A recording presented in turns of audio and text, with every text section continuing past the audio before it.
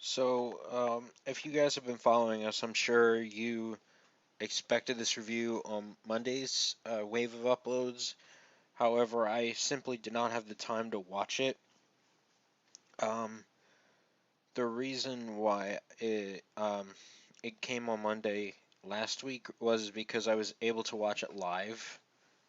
I was able to go down into my basement and watch TV when everybody went up, because otherwise, I need to be able to hear everything, and in my room it's too loud and violent for the other people in the house, so oftentimes I need to be secluded, something like that. But anyway, regardless of that, I bring to you The Walking Dead episode 13 of season 5. Now, this episode has me worried on a few levels, but there were some good things. First thing I want to establish is that we have officially gotten ourselves the monster trio of The Walking Dead. For those of you who are watching or listening that don't know what the monster trio refers to, go watch One Piece. But yeah, we have Rick, Daryl, and Carol. They're the monster trio. That's what I'm calling them from now on. So you can quote me on it. Anyway, this episode, let's see. What do we talk about first? Really, the overarching theme is really getting indoctrinated. Like, I guess the last episode was about the same, but at the same time, it was more or less for the more willing characters. But for the monster trio, this episode was more about indoctrinating them, except for Carol, actually. Carol is still the one.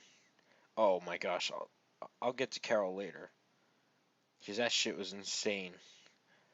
But let's talk about Rick and Daryl a little bit.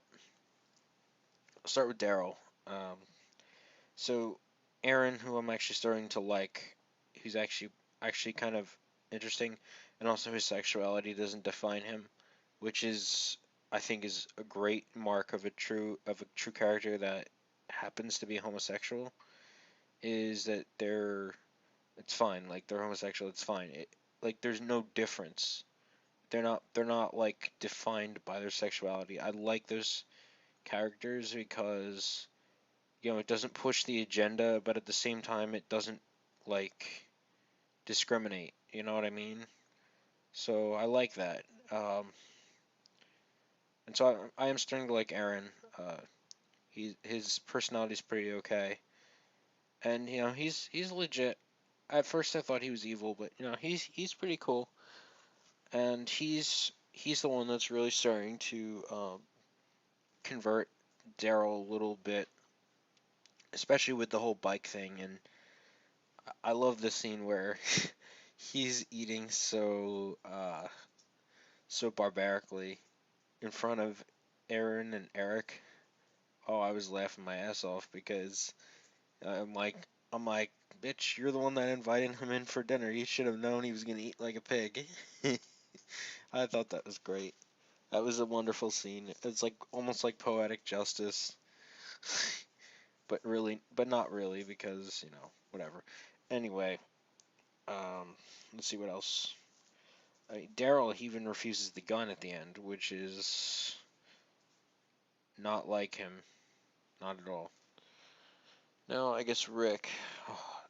Rick causes one of my major concerns here because he kissed that chick, which I was hoping to well fuck he would not do, and he did it. Whether or not she told her husband, I don't know. But I'm going to guess, because this is The Walking Dead, that she told him.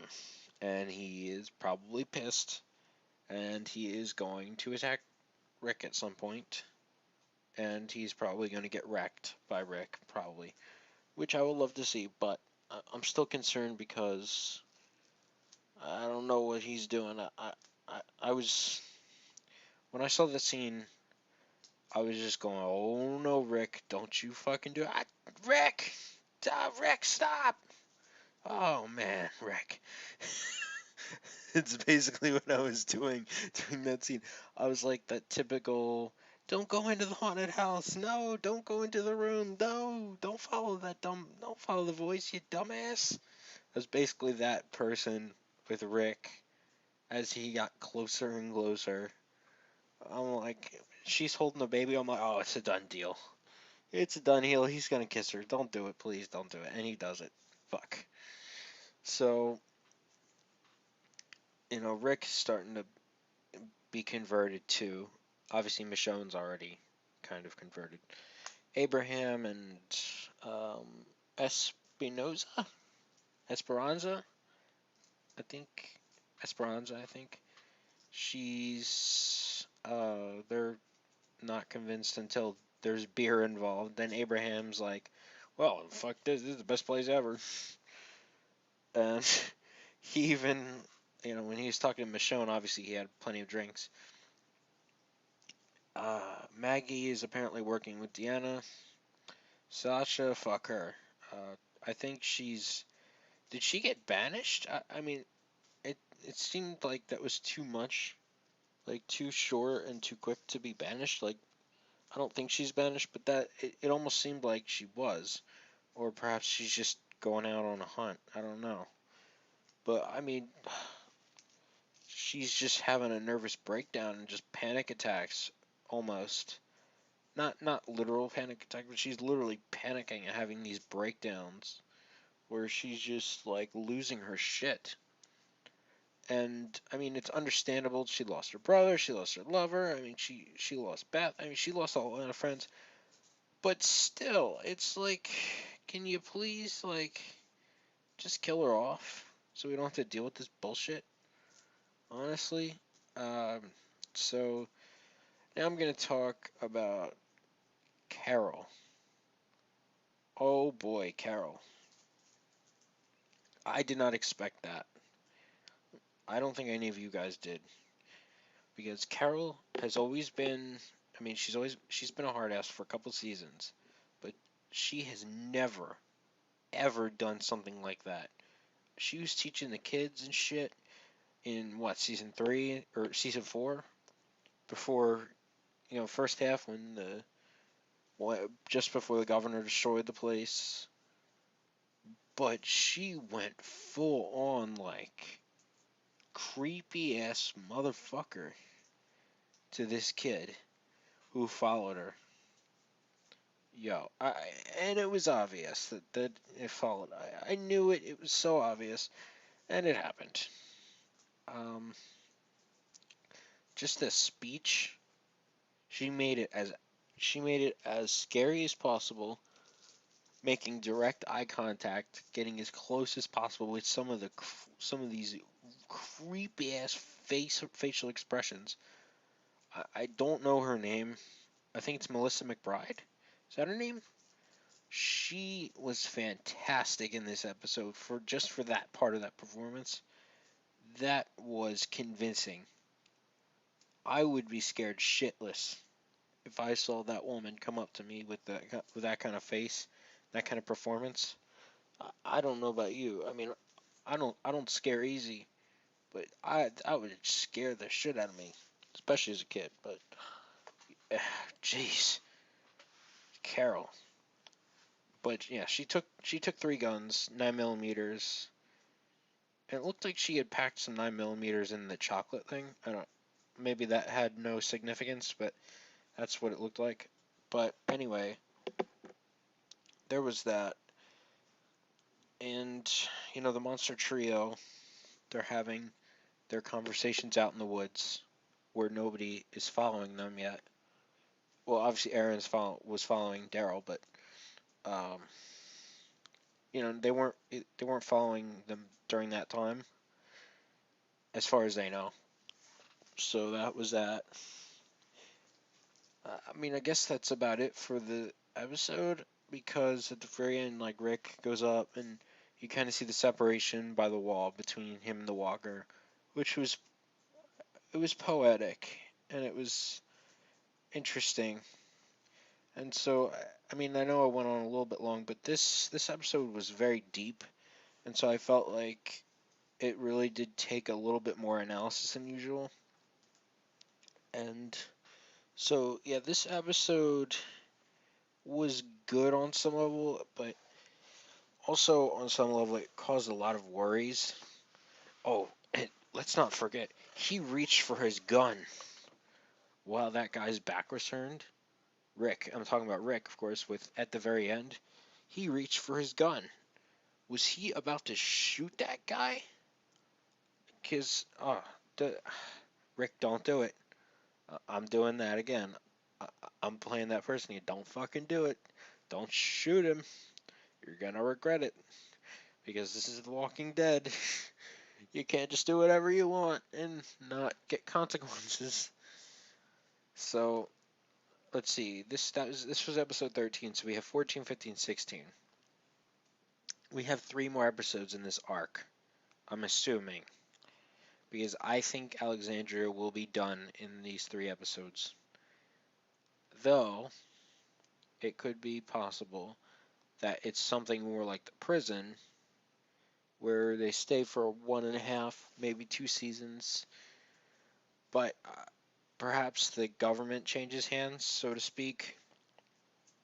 Like, for instance, what Rick said in the previous episode, like, we'll take over this whole joint if we have to. And maybe a new villain surfaces, like, this Nagon guy, or I don't fucking know. The guy, the husband of the girl who Rick obviously wants to fuck, or the one son that Glenn beat the fuck out of. I mean, he embarrassed that kid, Glenn. I'm still, I'm still going on about that. Yes, I am, because Glenn, that's probably Glenn's best moment in the entire show, to be perfectly frank. It's not that I hate Glenn. I actually kind of like him, but that was the shit. And I've never said that anything but else about Glenn. Like, that was the shit. So yeah, I think this has gone on long enough. So it was a good episode, and I can't wait for more. But we've only got 3 more episodes in the season. It's hard to believe because they do this in the halves, which I'm not a fan of, to be perfectly honest. I wish they would just go 16 episodes all the way through. That would just be much better. It would make it feel like it was more substantial. Like, I feel like it just started up again and it's already almost over. And I don't know, it just feels like it's too much. But like 16 weeks in a row, it's a lot more, it's more palpable in my opinion, because you just have more to look forward to in like a specific period of time. Though obviously they're stretching it out. I mean, for obviously marketing purposes, I'm assuming, and merchandising, and really milking the money out of the reruns and shit. I don't know, because that's all syndication stuff. I mean, the reruns. I mean, they make money, because that's all about syndication and rights and shit. I could get into that for like another 20-minute video. I'll just unload my mass media class into like a 20-minute video about television. But anyway, yeah, jeez, it's almost 14. I rarely talk this long, but thanks guys for watching, and we'll see you guys next week for this.